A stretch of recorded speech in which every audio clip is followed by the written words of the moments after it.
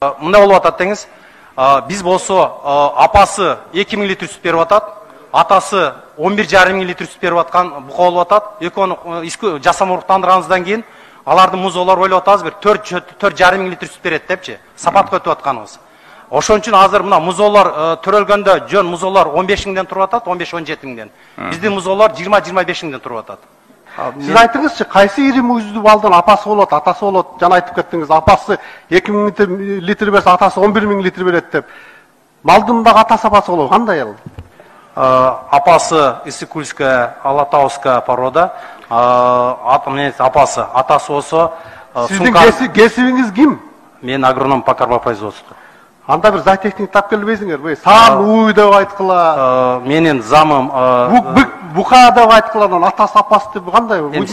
Ата. О, биздин музоонун ата энеси каякта?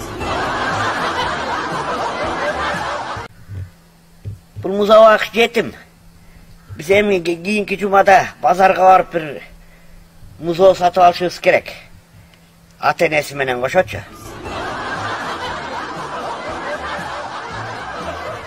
Мурда уйун эле анан энеси менен эле баласын алчу эмес белек. Анан азыр атасын кошо албасак болбойт экен. Азыр жана атасынан дагы сүт чыгап турбайбы?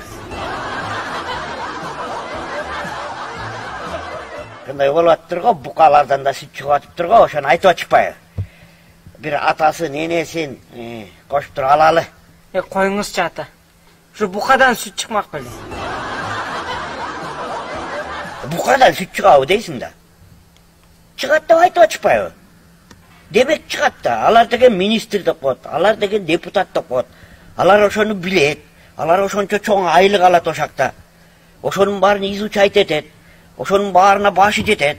Изилдеп чыккан үчүн анан айтып атат да. Букадан сүт чыгабы дейсиң да? Билген үчүн айтып атат. Алардыкы деген закон.